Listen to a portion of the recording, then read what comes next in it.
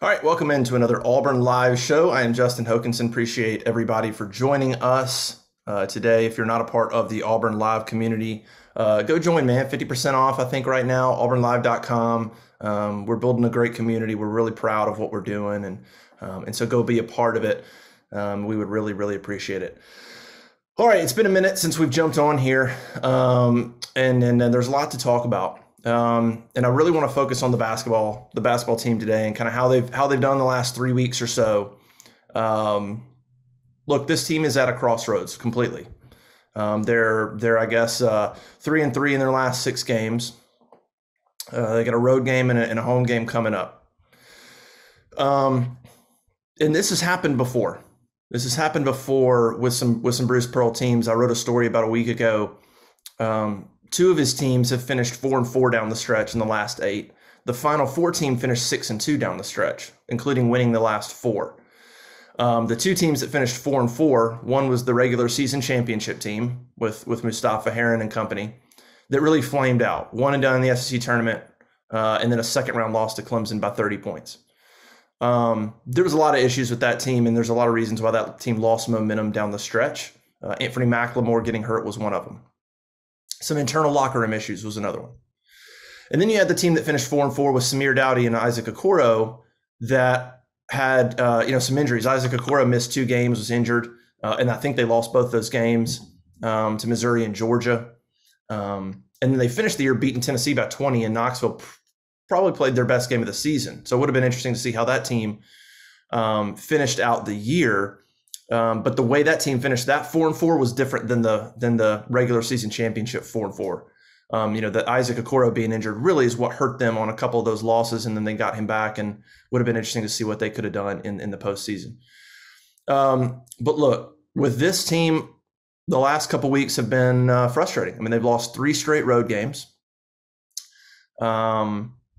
close games, but they've lost 3 straight road games, and they haven't played particularly well offensively, really not well at all, against Arkansas, Florida, and now Tennessee.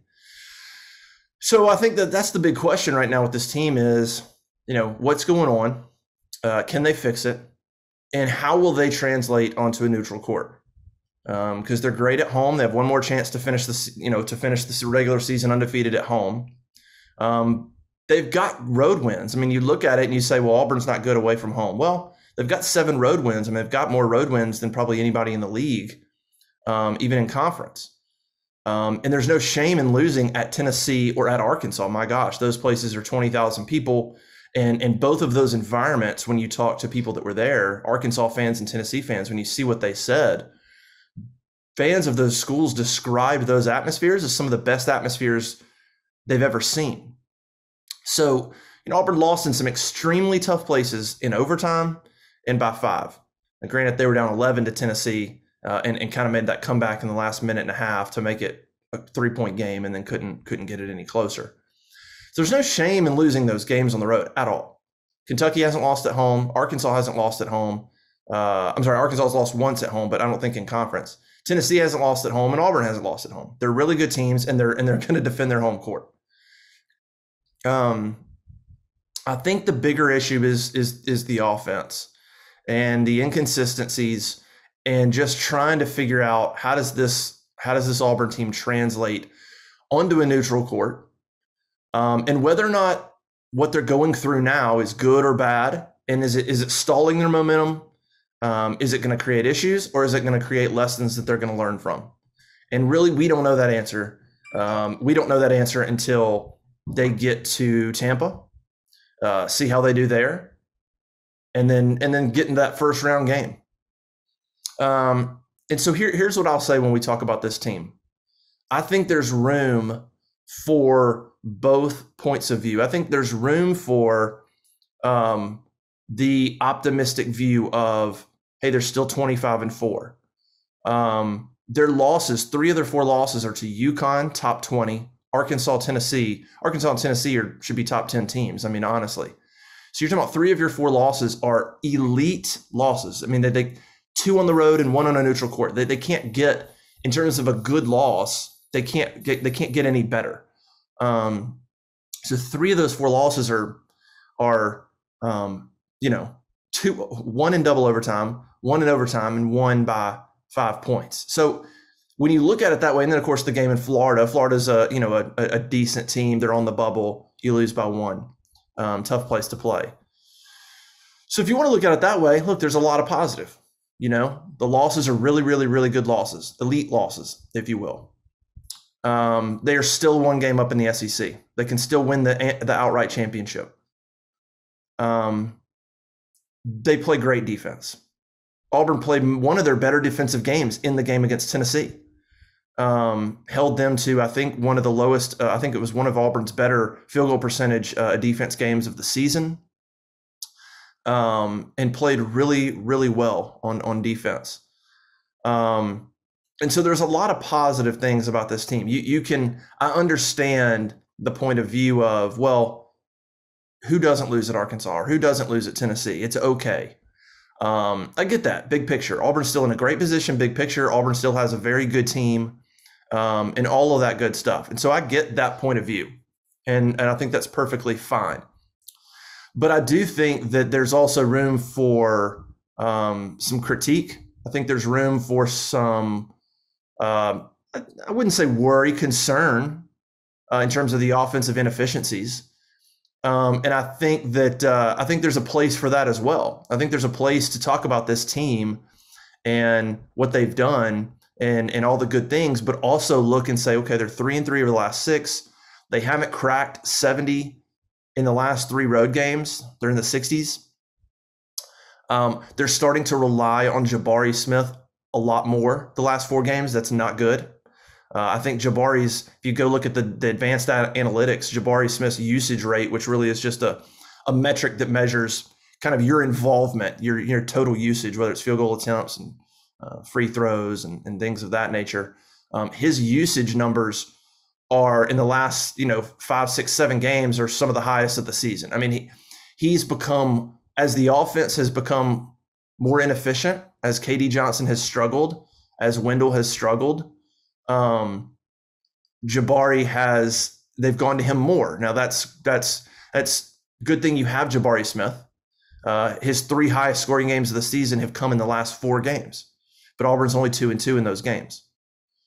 So as good as Jabari is, Auburn is not a team that's built for him to go for 28. That's if he goes for 28, that means the rest of the team's not contributing, and that's not how this team's going to win. And so I think there's room for a little bit of concern. I think as the season goes on, you look at how teams are adjusting to KD Johnson and Wendell Green. As good as those players are, there's some limitations there. I think teams have decided to try to back off KD Johnson a little bit, let him shoot. He's not shooting well. You don't want him attacking the basket because he can draw fouls and finish. Wendell, they're getting up in Wendell Green. Wendell's still got a long way to go. He's a pretty good athlete. He's not Jared Harper type athlete. That's why the comparisons early in the year when people were talking about Wendell Green as Jared Harper were a little frustrating because Jared Harper was an amazing athlete. I mean, just go back and look at the Xavier game when he goes up and throws it down over a power forward in the Bahamas or in Hawaii, Maui. Jared Harper was a fantastic athlete. Wendell's not that athlete. And so teams are getting more up in him. And they're not going to let him get the kind of good looks. I mean, some of his shooting numbers are struggling because he's not getting good looks. Everything's really tough for him right now. And so they're figuring out ways to play them. And then Walker and Jabari are going to do their thing. And then you've got just the turnovers, the rash of turnovers that's kind of happened lately that's hurting Auburn. So there's just a number of things that are kind of combining to sort of put Auburn in this crossroads of having to figure out some things offensively. You look at Zep Jasper and what he did against Ole Miss, and you thought, okay, there's a little bit of a revelation. Zep Jasper's a pretty good spot-up shooter. I'm at a lot of practices, and he's a good spot-up shooter. I don't see why he can't be what Javon McCormick was in terms of, spotting up and knocking down some threes. Now, I think he wasn't really much of an offensive threat against Tennessee. But I think there's room there potentially for Zep to add something there. Maybe he can play with Wendell at the same time, and Zep can get some looks. Alan Flanagan's got to sort of settle in. I thought he actually had a pretty decent game against Tennessee and did a lot of good things well. But really, when you look at the offensive inefficiencies in the last few games, a lot of it comes down to KD and Wendell. Those are two guys that can score. They're electric, but when they're not on, it just sends Auburn into a tough spot offensively. Walker gets a lot of his points on dishes, drive, dish it to him and dunk. There's not a lot of post-up game from him. He gets stuff off the pick and roll, things like that. So if those guards are struggling, he's not going to get the same opportunities. He only had 8 points against Tennessee.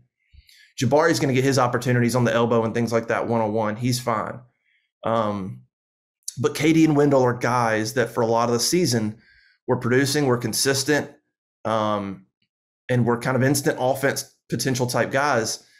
And Auburn doesn't have anybody else like that. Devin sort of has his little niche of driving baseline or, getting an offensive rebound. Jalen Williams has a role, but he was kind of non-existent against Tennessee. But those guys aren't instant offense. You kind of have to get them in their certain positions to play well offensively. Wendell and KD they can create and they can score from all over. And so they're just extremely important. I mean, so it's really no surprise that when they've struggled, Auburn as a team has struggled. Now, what's impressive is that Auburn's still in the position they are, and they still go to Tennessee, and they're up 11 at one point, and they lose by 1 at Florida, have a chance to win. They go to overtime against Arkansas. Tennessee went there and lost by 10, and so there's some really good things that this team does, but the offensive inefficiencies are a struggle right now, and they've got to figure that out. There's some decision making. There's some shots that are shot that are not great. And I think the big question is, what do they look like on a neutral court? Games aren't going to be played on the road. They're not going to be played in front of Auburn Arena. I still think Auburn is a really tough team to beat on a neutral court. Defensively, they're fantastic. They've still got a really good bench that gives them minutes. That was kind of their Achilles heel against Tennessee, but overall the bench is there, and they've got the athletes to come off the bench and compete. On a neutral court, Auburn's still going to be really tough to beat, but they've got to figure out better ways for KD Johnson and Wendell Green to score. Those guys are I think, attempting too tough of shots too consistently right now to help Auburn get over the hump. So I get both sides of the coin in terms of how people are looking at this team, whether you want to say everything's fine or whether you want to be concerned. I think there's room for both. I really do. I really do. So is it tough to win on the road? Yes. But there's some things that Auburn's doing right now. I mean, when your point guard goes 2 for 15, that's not good. When your 3-point shooting over the last probably 8 games or so, Auburn's shooting about 26% from 3. It's abysmal. It's abysmal. Devin Cambridge is under 20% in SEC play, yet he still takes threes. So on one hand, you could say, hey, if those shots start falling, of course. But hasn't just been a couple of games. It's been quite a few games now of 3-point shooting struggling. And I think a lot of that goes into the type of shots they're taking. Wendell and KD are taking tough threes. They're undersized guards, and they're taking contested threes or step back threes. I think they need to try to figure out how to get those guys better looks from 3-point land instead of having them just sort of go one-on-one and have to go through their legs and step back and make a tough shot. And maybe that's where somebody like Zepp could come into play. Maybe he could play alongside of KD and Wendell, and they're so focused on those guys. Maybe Zepp can get some spot up threes and help relieve some pressure, but they've got to figure out how to get better looks from 3. There's too much kind of one-on-one and too difficult of threes being taken. It's no wonder the percentages are so low. My gosh, the way they're shooting threes, you might as well have Jabari just spot up from the logo. And you have probably as good a percentage as everybody else is shooting right now. Might as well let Jabari shoot 8 a game. So look, this team is still in a really good position. They do a few things well that will travel in the postseason. They play fantastic defense. They rebound really well, even though against Tennessee it was their worst rebounding game of the season. That was hard to explain. A lot of good bounces for Tennessee. And a lot of effort from Tennessee on that offensive side, on the offensive glass. So that was unusual. I don't think that's something that's going to be a regular thing. I mean, UConn is the only other team that really handed it to Auburn on the glass. And look, there's a theme there. Auburn and Tennessee and UConn both have a lot of length and some good athletic ability, and they crash the glass and they got tips. And so you look at Wendell or Katie, whatever, those are smaller guards. And so what Auburn needs to do is take advantage of that. If teams are going to do that, like Tennessee did, if Auburn could have done a better job, they could have had a lot of transition opportunities. Some teams decide to go back because they don't want Auburn to run. And what you wonder is you look at UConn and Tennessee, do teams start to crash the offensive glass and say, look, we can get some boards on these guys. Let's take our chances. Let's not just bail and give them the rebound to stop them in transition. Let's attack that glass and see if we can't do what Tennessee did. And so that'll be something interesting to watch as well. But look, big picture, Auburn's still a fantastic team. They have the pieces to go a long way. They've got defense. They've got, they've got a center. They've got a scorer in Jabari. They've got a bench that can come off, that can provide minutes and athletic ability and all that stuff. So really with this team, it's going to come down to matchups in the NCAA tournament. It's going to come down to matchups, which is what it's all about, really. I mean, if you look at some of the teams that Auburn struggled with, there's height, there's length, there's big guards, whether it's UConn, Tennessee, Arkansas, and so it's just going to depend on the matchup when they get into the tournament, and so we'll see. I think it's really important for Auburn. Obviously, it's important for Auburn to at least share this SEC title game. They cannot, if they lose, if they lose to Mississippi State, beat South Carolina, they could share it, but they could end up losing the number 1 seed. I mean, Tennessee and Arkansas both are still there. There's a decent chance Auburn still doesn't get the 1 seed if they don't beat Mississippi State. It's going to be a struggle, and that would be really, really disappointing to lead the league the entire season and then the last 2 weeks to lose it and not finish the number 1 seed. That'll be disappointing. In the SEC tournament, I think for seeding purposes, Auburn's probably going to have to win that thing to be the number 1 seed, a number 1 seed overall. I mean, unless they beat Mississippi State, beat South Carolina, win their first Friday game, win their Saturday game, if they can reel off 4 in a row, then, and maybe they lose to Kentucky in the championship game, maybe. But you got to think if that happens, what does Kentucky do leading up to that game? And can Kentucky steal a 1 seed?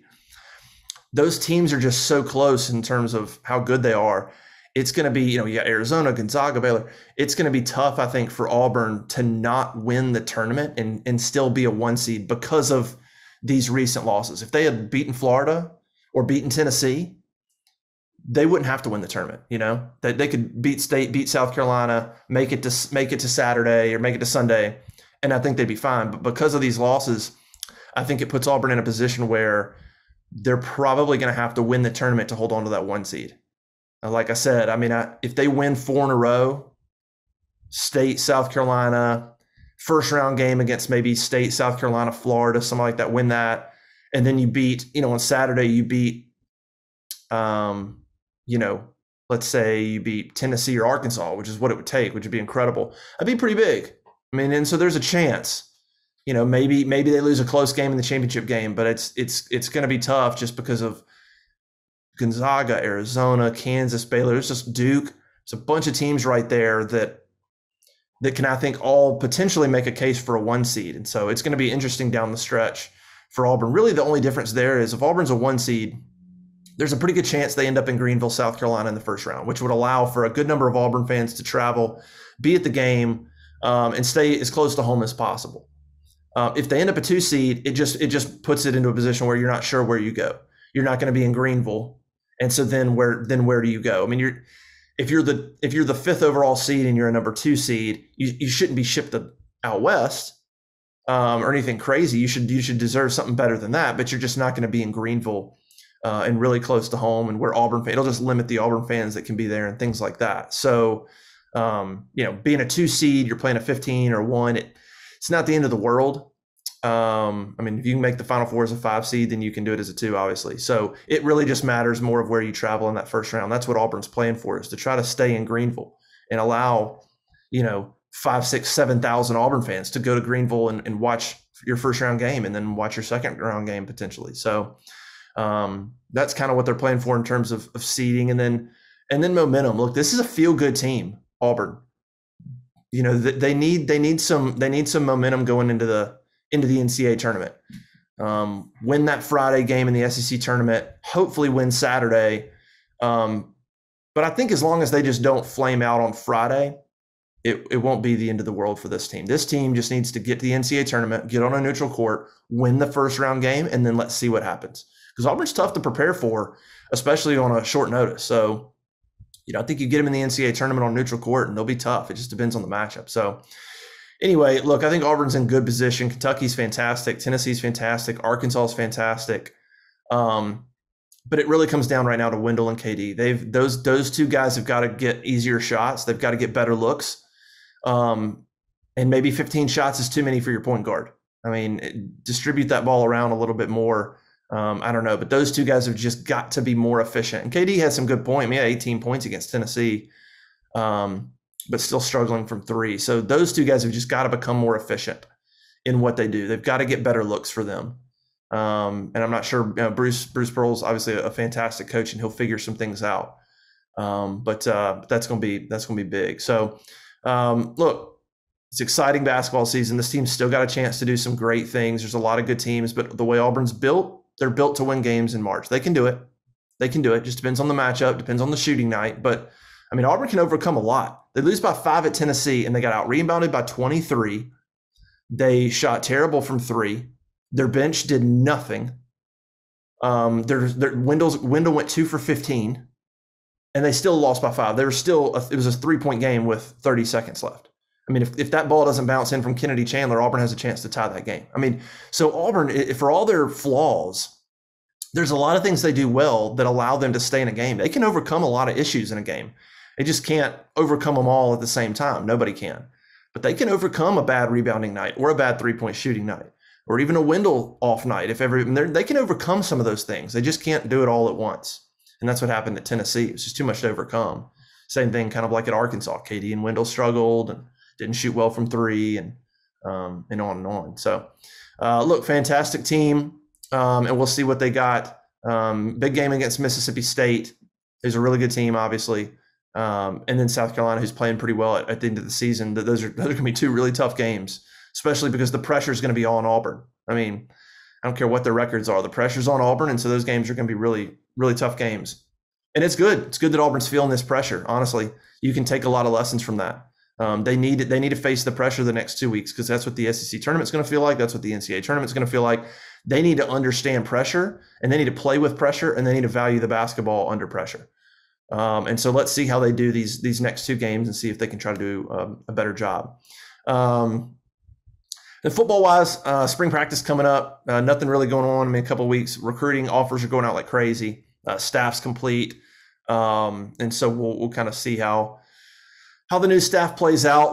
Maybe a lot more continuity with what Brian Harsin wants to do. So hopefully less internal issues with the coaching staff and things like that. We'll get a lot more into football as spring practice gets closer and sort of evaluate the coaching staff. And we'll get Jeffrey and Cole on, and we'll maybe do a roundtable on what to expect and sort of what the expectations are for the staff and this team going into spring and all that good stuff. So make sure at auburnlive.com. Appreciate everybody being a part of the community. Let's keep this thing going. And a lot of recruiting information from Cole and Jeffrey, and we'll keep covering the basketball team and giving you as much insight and context and perspective as we can. Good team. Auburn's a good team. They'll figure it out. So we just gotta sort of hang with them and let's see how they can maybe right the ship a little bit. See if they can fix some of the inefficiencies, and let's see what they do in that first round game of the SEC tournament. Neutral floor in Tampa, a place they didn't play well earlier in the year. Let's see what that game looks like. And if they can win that and then get to the next one. I mean, that's what happened with that Final Four team. They didn't always play great down the stretch. I mean, they won those last 4. But you think about even that SEC tournament. They play Missouri, fairly close game, they pull away. They play South Carolina, competitive game, they pull away. I mean, that Final Four team, it's not like they went to Nashville and blew Missouri out, blew South Carolina out. I mean, on the Saturday semifinal game, it took a Jared Harper 3 with 30 seconds left to go up by 4. Against a Florida team similar to this year's Florida team. I mean, so they had 3 competitive games, and then it all came together, blew Tennessee out, and then heck, New Mexico State, they almost blew that game. So, man, it's just about winning those games and advancing on. I mean, even that Final Four run, there still were some really close games. that Auburn, we're competitive with. It just depends on the matchups and things like that. So let's see how they do down the stretch. Let's see how they do in that first game against Tampa, and see if they can figure things out, stay together as a team, and make a run. All right, appreciate everybody joining us. AuburnLive.com. Make sure you're a subscriber, and we'll holler at you soon. See ya. Bye.